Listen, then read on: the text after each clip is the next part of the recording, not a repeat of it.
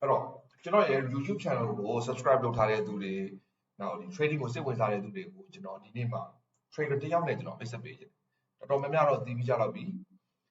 သူ့နာမည်ကဘာလို့ခေါ်လဲဆိုလို့ရှိရင်အခုဒီမှာရေးထားတဲ့အတိုင်း he's called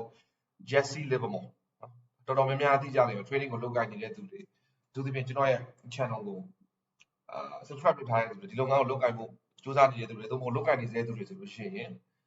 ဒီလူကိုသိပြီးသားဖြစ်လိမ့်မယ်အကယ်၍မသိသေးဘူးဆိုလို့ရှိရင်လည်းကျွန်တော်ဒီဗီဒီယိုကနေပြီးတော့ကျွန်တော်ရှင်းပြအောင်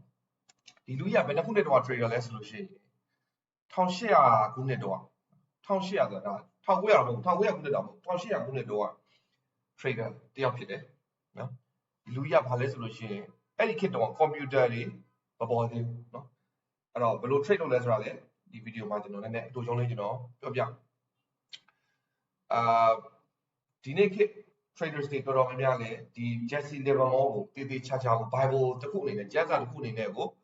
သေချာလေ့လာကြတယ်ကမ္ဘာပေါ်မှာအောင်မြင်တဲ့ traders တွေအကုန်လုံးပေးကြည့်လိုက် Jesse Livermore ကိုမသိရသူလုံးဝမရှိဘူးသူဒီ1800ခုနှစ်တော့ဒီ computer တွေ indicator တွေကျွန်တော်တို့အသုံးပြုတဲ့ moving average တွေ in tools တွေဒါတွေမပေါ်ခင်ကတည်းကသူကဒီ stock market မှာပတ်စံတွေအများကြီးရှာခဲ့နော်အဲ့တော့ဒီနေ့ topic က computer တွေပေါ်ခင်ခေတ်ကလူတွေသိမသိကြတဲ့ trader တယောက်အကြောင်းနော် Jesse Livermore is one of the greatest traders who ever lived 1800ခုနှစ်တုန်းကဒေါ်လာကိုသူတန်းချီပြီးရှာခဲ့တယ်ကွန်ပျူတာတွေပေါ်တဲ့ခေတ်တုန်းကသူ trading ကိုဒေါ်လာတန်းချီရှာခဲ့တယ်ဒါပေမဲ့သူအကုန်လုံးပြတ်ဆုံးရှုံးသွားခဲ့တာဘယ်နှချိန်လဲဆိုလို့ရှိရင်၄ချိန်မြောက်နော်၄ချိန်မြောက်သူ့ဘဝကြီးတစ်ထည့်ဖြစ်လိုက်ခွေးဖြစ်လိုက်တစ်ထည့်ဖြစ်လိုက်ခွေးဖြစ်လိုက်နေ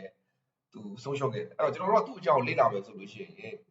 သူ့ရဲ့သူတစ်ထည့်ဖြစ်တဲ့ strategies တွေကျွန်တော်တို့လေ့လာလို့ရတယ်ဘာဖြစ်လို့ခွေးဖြစ်သွားတာလဲဆိုတာလေကျွန်တော်တို့ဒီဗီဒီယိုကနေပြီးတော့ကျွန်တော်တို့အတူချုံးလေးကျွန်တော်တို့လေ့လာလို့ရတယ်နော် Jesse Livermore ဆိုတာဘာလို့လဲသူ့အကြောင်းလေးကိုကျွန်တော်တို့ဒီဗီဒီယိုမှာကြည့်ကြည့်အောင်နော်သူ့ရဲ့နာမည်ကဘာလဲဆိုလို့ရှိရင် Jesse Lauriston Livermore ဘယ်နှစ်ခုနှစ်တည်းမွေးလဲဆိုလို့ရှိရင်1880ခုနှစ် July 26 in Shrewsbury Massachusetts America ဘယ်နှစ်ခုနှစ်မှာတည်သွားလဲဆို1940ခုနှစ်မှာတည်သွားတယ်Livermore started his career very young ငယ်ငယ်လေးတည်းကသူ့ရဲ့ဒီ trading career ကိုစခဲ့အဲ့ဒါဘယ်လောက်လဲဆိုလို့ရှိရင် at 14ကျွန်တော်ဆိုတာ7တန်း9တန်းလောက်ရှိပါဘူးကျွန်တော်တို့ဆိုလို့ရှိရင်မြန်မာနိုင်ငံနဲ့ကြည့်ပါဆိုလို့ရှိရင် he ran away from home အိမ်ကနေထွက်ပြေးတယ် and began working at a stock brokerage firm เนาะဒီ brokerage firm တစ်ခုမှာသူစပြီးတော့အလုပ်လုပ်တယ် writing down stock prices on a chalkboard ဒါလေးပဲအဲ့ဒီခေတ်တော့အခုလို computer screen မှာဒီနေ့ဈေးဘယ်လောက်လဲဟာလားရွှေဈေးဘယ်လောက်လဲ stock တွေဆိုလို့ရှိရင်ဘယ် stock ဆိုလို့ရှိရင်သူ့ရဲ့ဈေးဘယ်လောက်လဲစသည်ဖြင့်အချိန်နဲ့အမျှအမြဲတမ်း internet ရှိလို့ပြောင်းလဲနေတာမဟုတ်ဘူးအဲ့ဒီခေတ်တော့တကယ် US stock market မှာဖြစ်ပေါ်တဲ့ဈေးအတက်အကျတွေကတနေရာနဲ့တနေရာကိုသိရဖို့ဆိုလို့ရှိရင်ဖုန်းတွေနဲ့ပြောရတယ်သို့မဟုတ်ဆိုလို့ရှိရင်အဲ့ဒီတော့ကြေးနှမ်းရှိ Telegraph လို့ခေါ် Telegram ဟုတ်နော် Telegraph ဆိုတာရှိကြေးနှမ်းရပြီးပို့ရတယ်အဲ့ကြေးနှမ်းရပြီးပို့လို့ထားပါတော့ ABC company ရဲ့ stock price ကဒေါ်လာ30နောက်တစ်နိုင်နောက်လို့ရှိရင်ကြေးနှမ်းစာပြောက်လာတယ် okay stock price ဒီ30.4ကိုတက်သွားပါပြီစသည်ဖြင့်အဲ့လိုဆိုလို့ရှိရင်သူတို့အဲ့တော့ကြောက်တယ်မဟုတ်ရှိကြောက်တယ်မဟုတ်မှာ ABC company ရဲ့ဘေးမှာဘယ်နှနိုင်မှာတော့ဈေးကဘယ်လောက်ဖြစ်တယ်အဲနောက်ဘယ်နှနိုင်ကြာတဲ့အချိန်မှာဈေးဘယ်လောက်ဘယ်နှ point တက်သွားတယ်စသည်ဖြင့်အဲ့ဒီမှာကြောက်တယ်မဟုတ်ပေါ်မှာစာရေးရတယ်အဲ့ကဏ္ဍအတက်အကျဈေးနှုန်းအတက်အကျတွေကို like မှတ်ပေးရတယ်သူတယောက်နော် This was his first introduction to the world of trading ဒါ14နှစ်မှာဒီအလုပ်ကိုသူစပြီးလုပ်ကိုင်ခဲ့career highlight နေတယ်ဆိုလို့ရှိရင် bucket shops တွေမှာသူလုပ်တယ် bucket shops ဆိုတာဘာလဲဆိုလို့ရှိရင် Jesse made his first profits trading in bucket shops which were like illegal betting shops where people could bet on stock prices stock market မှာလည်း trade လုပ်လို့ရတယ်ဒါပေမဲ့အဲ့ဒီခေတ်တော့ stock market ရှိတဲ့ဒီNew York Stock Exchange လိုဟာမျိုးမသွားနိုင်တဲ့သူတွေဆိုလို့ရှိရင်ဘာလုပ်လဲဆိုလို့ရှိရင်သူတို့ဒီနေရာလေးမှာ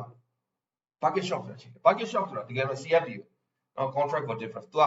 တကယ် real life market မှာဖြစ်ပေါ်နေတဲ့ company တွေထားပါတော့ခုနကပြောတဲ့ ABC company တို့ Coca-Cola တို့အဲ့ဒီ company ရဲ့ဈေးအတက်အကျတွေကိုဒီဘက်မှာအဲ့ဒီအတိုင်းဖွင့်ပေးတယ်ဒီဘက်မှာအဲ့ဒါကိုအဝယ်ရောင်းလုပ်လို့ရတယ်ဈေးတက်လို့ရှိရင်တကယ် real life market မှာဈေးတက်လို့ရှိရင်အဲ့ဒီဈေးတက်တဲ့အတိုင်းရော်ပေးတယ်သို့မဟုတ်စားတယ်ဈေးကျရင်လည်းထုံနည်းလည်းကောင်းတယ်အဲ့တော့ is illegal ဆိုတာတရားဝင်နေရတော့မဟုတ်ဘူးတကယ် real life stock market မှာသွားပြီး trading လုပ်တာမဟုတ်ဘူးreal life stock market မှာဖြစ်ပေါ်တဲ့ ဒီဈေးအတက်အကျတွေကိုသူကဒီဘက်ကနေပြီးတော့အဝယ်ရောင်းလုပ်တာနော် He quickly developed a skill for reading prices movements and predicting short-term trends အဲ့ဒီမှာသူပါ he reportedly turned $5 into $1,000 by the time he was 16$5အဲ့ကတော့$5အများကြီးတယ်နော်အဲ့တော့$5ကနေဒေါ်လာ1000ကို14နှစ်ကနေအသက်16ဆိုတာနှစ်နှစ်အတွင်းမှာသူရအောင်သူတိစောက်နိုင်ခဲ့နောက်ပိုင်းမှာတော့ဒီ Wall Street fame ကတော့ Livermore moves to Wall Street to trade real stocks with real money he made and lost several fortunes during his life ကျွန်တော်သိရတော့4ချိန်နော်မှတ်တယ်တစ်ပြည့်လိုက်ခွေးပြလိုက်4ချိန်ဖြစ်မှုသူရတကယ်အရန်တစ်သေးဖြစ်သွားတဲ့တကယ် trade တွေကဘာလဲဆို1909ခုနှစ် panic မှာတကယ် market crash ဖြစ်တဲ့အချိန်မှာသူများတွေကိုပတ်သက်ရှုံးနေတဲ့အချိန်မှာသူအဲ့ဒီမှာသူ short sell လုပ်လိုက်ပြီးတော့အဲ့ဒီကနေပြီးတော့$3 million ရခဲ့စဉ်းစားကြည့်တော့1900ခုနှစ်တော့$3 million အများကြီး1920ခုနှစ် Great Depression ကြားဘူးနော် The Great Depression မှာလည်းသူဘာလို့လဲဆို he shorted the market and made $100 million while most of the country was going broke တော့တကဘာလုံးဒီတိုင်းရော Soviet ကလည်းဒီ economic crisis ဖြစ်နေတဲ့အချိန်မှာသူဒီအောင်အခွင့်ကောင်းယူပြီးဒီကနေပြီးတော့သူပတ်စံတွေအများကြီးရခဲ့တယ်သူအဲ့ဒါလေးသူအရင်နာမည်ကြီးခဲ့တယ်after နောက်ပိုင်းမှာတော့ after 1929 Livermore's life had many ups and downs အတက်အကျအများကြီးပဲသူ married 3 times and had 2 children but personal tragedies piled up in the 1930s သူနော်မိန်းမအိမ်တော်3ခါကြာတယ် second wife ကလည်းသူ divorced in 1932 ဒါတော့အရေးမကြီးပါဘူးနော်Livermore's trading was also hampered by the new SEC regulations of the mid-1930s. He was barred from some exchanges. တချို့ exchange ကသူ့ကို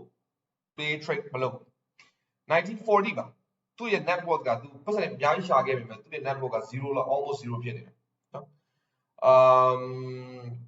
November 28, 1940 at age 63 အသက်63နှစ်မှာ he took his own life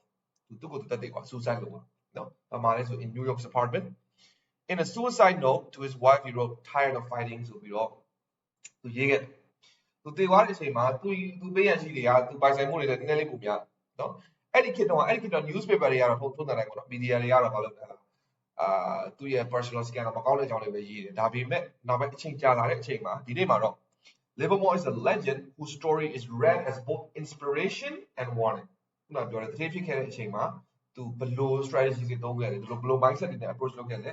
and a warning ဘာဖြစ်လို့ဒါတွေအကုန်လုံးသူပြန်ပြီးတော့ဆုံးရှုံးခဲ့တယ်လဲတစ်ချိန်တည်းမဟုတ်၄ချိန်ဖြစ်ခဲ့တာဆိုတော့သူ့ရဲ့ idea တွေကဘာလဲဆိုတော့ trend following strategies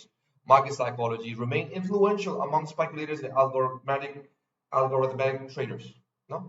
သူစောက်ရှိတယ် The reminiscences of a stock operator is based on his life it's like a trader's bible နော်Christianity နဲ့ဟိုစကားပြောမယ်ဆိုကျမ်းစာလို့လို့ပြောလို့ရIt's a classic in trading education.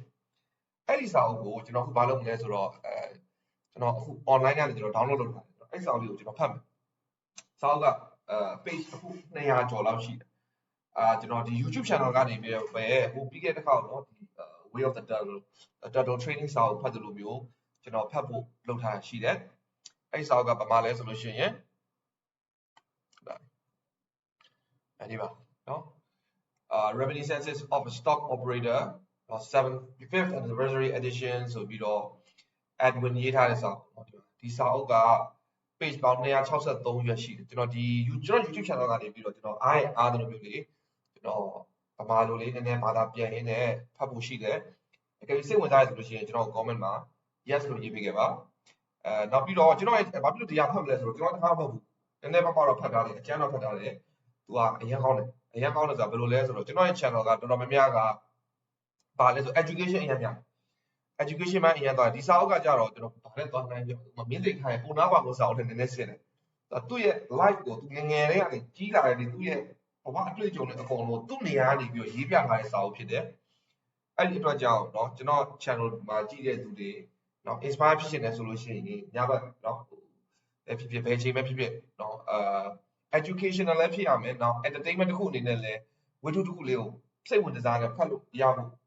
ကျွန်တော်ရည်ရွယ်ပြီးတော့ကျွန်တော် YouTube channel မှာကျွန်တော်ဖတ်ပြမယ်ဆိုပြီးတော့ကျွန်တော်စဉ်းစားထားရှိတယ်အကယ်၍စိတ်ဝင်စားတယ်ဆိုရင်ခုနပြောသူကျွန်တော်ကို comment မှာyes လို့ရေးပေးခဲ့ပါကျွန်တော်အချိန်အားသလိုဒီတစ်လနှစ်လအတွင်းမှာကျွန်တော်ဒီစာအုပ်ကိုကျွန်တော်ပြီးအောင်ဖတ်ဖို့ကျွန်တော်စဉ်းစားထားတယ် The lesson now is that risk management is crucial to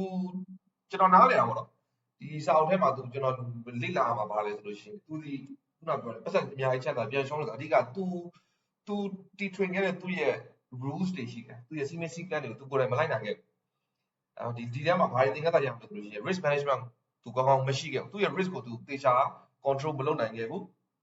In other words Livermore's career is seen as a cautionary tale about using too much leverage and ignoring risk သူဒီ leverage အများကြီးယူခဲ့တယ်ပြီးတော့ risk ကိုသူမသိဘူးသူချစ်ပြပတ်စံနဲ့အခုပုံအော်ပြီးချဒီတယောက်ကကျွန်တော်နားလည်ရတယ်လို့နော်စာအုပ်သေချာဖတ်ပါမယ်သိလိမ့်မယ် In summary Jesse Livermore rose from a teenage bucket shop gambler လောင်းကစားသမားဒီသေးလေးရနေပြီးတော့ one of the richest men of Wall Street မှာအချမ်းသာဆုံးလူတစ်ယောက်ဖြစ်ခဲ့တယ် Making fortunes 1909ခုနှစ်နဲ့1929ခုနှစ်မှာသူများတွေမွေးနေတဲ့အချိန်မှာသူဒီယာကြီးကိုအခွင့်အရေးကောင်းယူပြီးတော့သူဒီယာကြီးကိုပတ်စံအများကြီးသူရောက်ရှာခဲ့တယ် His story embodies the power of trend trading, trend following, trend trading, and trading psychology, but also the dangers of unchecked speculation. His life and trading rules are still studied today. သူ့ရဲ့ဘဝအကြောင်းသူ့ရဲ့ trading စီမံစည်းကမ်းတွေကဒီနေ့အထိနော် traders တွေလေ့လာနေလို့ပဲကျွန်တော်တို့လည်းဒီ video ပြီးနောက် series ကနေကျွန်တော်တို့လေ့လာမယ် Serving as both a guide for strategy and a reminder that even great traders can suffer great losses. ဒီလူကြီးကကျွန်တော်တို့နှစ်ခုလေ့လာလို့ရတယ်ပထမတစ်ခုကဘာလဲဆိုလို့ရှိရင်ကောင်းတဲ့အချက်တွေလည်းသူစီကလေ့လာလို့ရမယ်နောက်တစ်ခုကကျွန်တော်တို့သတိပေးချက်ကအဲ့သတိပေးချက်ကဘာလဲဆိုလို့ရှိရင် even great traders အကောင်းဆုံး traders တွေကမှ can suffer great losses အရှုံးတွေအများကြီးကြုံတွေ့တယ်ဘာဖြစ်လို့လဲဆိုတော့poor risk management ကြောင့်နော်အဲ့တော့ကျွန်တော်ပြန်ပြောမယ်အကယ်၍စိတ်ဝင်စားရဖတ်ကြည့်တယ်ဆိုလို့ရှိရင်ကျွန်တော်တို့comment မှာ yes လို့ရေးပေးခဲ့ပါကျွန်တော် YouTube အကယ်၍စိတ်ဝင်စားသူများရဆိုလို့ရှိရင်ကျွန်တော် YouTube မှာကျွန်တော်အားလုံးနောက်တစ်လတန်သည်ကျွန်တော်အခုလိုမျိုး video လေးလုပ်ပြီးတော့ကျွန်တော်အားတဲ့အချိန်မှာစာအုပ်လေးတွေအတူတူဖတ်ပြီးတော့လေ့လာကြအောင်เนาะအားလုံးကျေးဇူးပါ